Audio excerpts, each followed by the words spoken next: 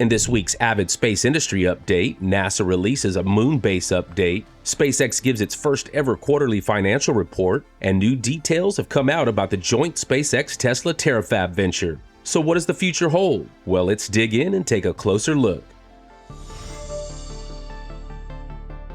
In what may be a sign of the slowing demand for Starlink launches on Falcon 9, this week's only Starlink launch took place on August 4th, with Falcon 9 Booster 1063 lifting off from Space Launch Complex 4E on its 34th flight, carrying 24 Starlink satellites on their way to orbit.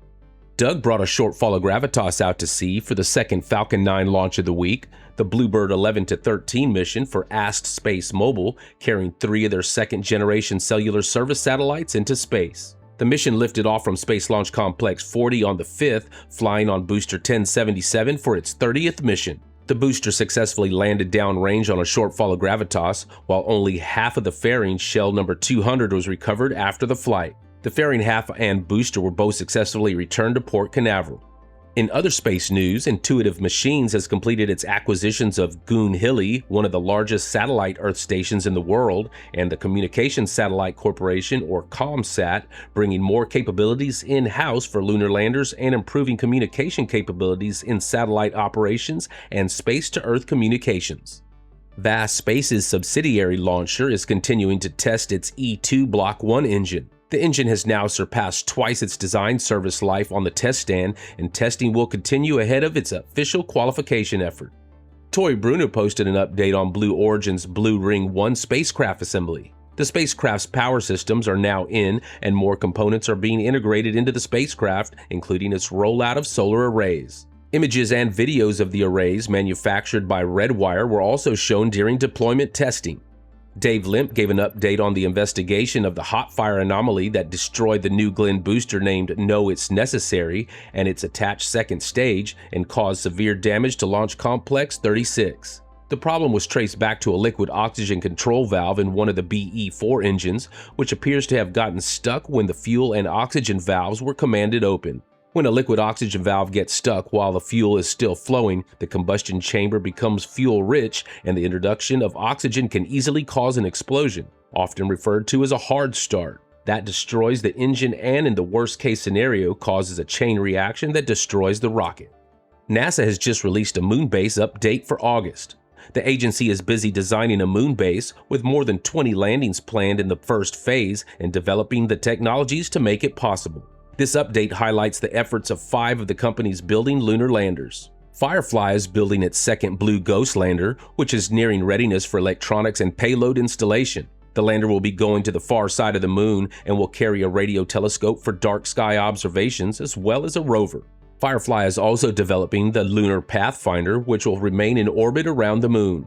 JPL is testing Voyager Lunar Systems Griffin 1, which is an infrastructure-class lander that can carry more than just experiments to the lunar surface. The spacecraft will be going to the south pole of the moon, with more demand on its guidance, navigation, and control. The first mission will carry a large rover to the south pole and is expected to launch soon. Blue Origin's Blue Moon Mark 1 serial number 1, which will prove the technology needed for human landing systems, completed thermal vacuum testing back in February and has verified RF compatibility with NASA's space networks, performed acoustic environmental tests, completed engine fit checks ahead of cryo testing, and is expected to launch in 2027. Intuitive Machines' third Nova-C lander will be performing hot fire testing within the next month, followed by payload integration to the spacecraft's outer panels. After performing vibration testing, the lander will be shipped to the Cape and launched to the moon. Previous missions tipped over when they landed, and Intuitive Machines is working hard to make sure the future landers do not.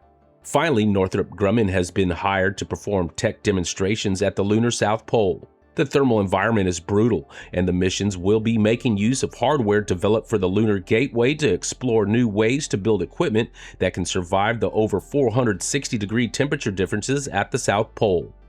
On Tuesday, NASA announced that the Crew 13 mission's astronauts have completed their training in California and are ready to fly to the International Space Station in September for a scheduled 6-month rotation. Lockheed Martin has mated the Orion capsule and service module ahead of delivery to Cape Canaveral, where they'll be joined to the Artemis 3 SLS mission stack and be ready to launch at the earliest opportunity. SpaceX made several announcements this week for its AI and compute infrastructure projects. The company has partnered with NVIDIA to develop the compute payload for its StarMind A1 satellites.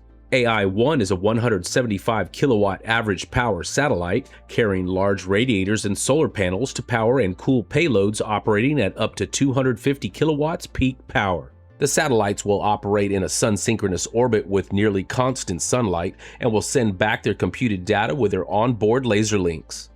The company also released its first ever quarterly financial report. SpaceX reports 92% year-on-year revenue growth, with almost double the number of Starlink subscribers, several $billion in new data center service contracts, and an almost equal growth in capital expenditures to match. The company reported a quarterly loss of about $541 million, which is an improvement over last year's quarterly loss of approximately $1 billion. The company has $100 billion of cash on hand and appears to be well positioned to cover its debts and obligations from its ongoing spacecraft, launch vehicle, and AI production development efforts. SpaceX's biggest announcement this week was the location, design, and scale of their Terafab facility, a joint venture with Tesla and other companies to build what will become the world's largest semiconductor fab. Confirming earlier speculation, Terafab will be built at the Gibbons Creek Reservoir in Grimes County, Texas, on the outskirts of Houston near Texas A&M University. With SpaceX and Tesla's expected demand for silicon set to outpace the global supply of new capacity by a wide margin, Elon's companies have taken it upon themselves to build their own foundry to meet their in-house needs for Optimus robots, self-driving cars, AI satellites, and data center processors. The scale of the fab has been known for a while now, estimated at approximately 100 million square feet, and the renders released with the announcement show what this means in practice. Dozens of individual foundries spanning a miles-long concourse with massive buildings making up the complex. Each of those buildings on their own would be among the largest in the world, and once completed, the whole facility will have a combined square footage 50 times the size of the Pentagon. Together, they form a semiconductor fab of unprecedented scope with capacity for 1 million or more wafer starts each month.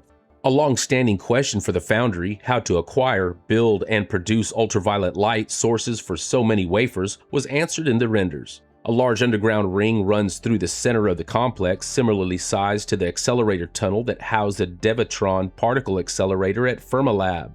This massive ring is an electron beam storage ring that will accelerate electrons close to the speed of light before sending them off to various free electron lasers throughout the complex. Speculation about the ring was confirmed with a cheeky FELFTW comment by Elon, meaning free electron laser for the win. A free electron laser works by passing electron bunches through undulators to generate tuned, highly coherent laser light. Ultraviolet, extreme ultraviolet, or any spectrum they need can be produced with greater exposure energy than their EUV machines that are only available from ASML. A coherent laser light source gives the foundry enormous capacity for producing silicon wafers without needing to buy or build dozens and dozens of machines that cost around $400 million each and won't be available to new customers for several years. In the years ahead, SpaceX intends to use the Moon as the launch pad for future AI satellites, which will be built and assembled from materials mined on the Moon with silicon shipped from Earth. But before this incredibly ambitious multi-decade goal can be realized, Terafab will start as a much smaller and more modest project, with the first of its 10 planned project phases estimated at $16.8 billion in startup costs. Rocket Lab has been awarded a $397 million contract by the United States Space Force to build the Flatellite spacecraft for the Pentagon's Space-Based Airborne Moving Target Indicator program, which are expected to fly on the upcoming Neutron rocket. The SBAMTI program is designed to acquire and track airborne threats worldwide. Rocket Lab's previously delayed The Grain Goddess Provides mission successfully lifted off on the 6th of August, carrying the QPS SAR-13 synthetic aperture radar imaging satellite, nicknamed the Mercura-1 for IQPS. Astra released new video of their Rocket 4 first stage engine performing a hot fire test, which successfully completed its burn amid Astra's ongoing effort to return to flight. United Launch Alliance is preparing for their first launch to low Earth orbit for the Vulcan rocket, and pre-flight testing is going well. After completing pad side function checkouts, a wet dress rehearsal was performed, proving the flight readiness of the shorter LEO-optimized Vulcan Centaur upper stage. Stage 2 testing is now underway at the newly updated A2 test stand at Stennis Space Center for the Relativity's Terran R rocket. The stage was subjected to a cryo-proof test beyond expected flight loads, followed by a COPV manifold testing.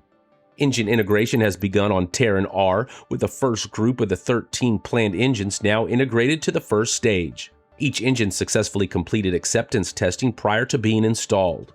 And finally for this week, Stoke Space announced that the payload module, second stage tanks, and Andromeda engine have been joined together for the first time as the company performs fit checks to make sure the Nova rocket's second stage is ready to move forward into the next phase of production.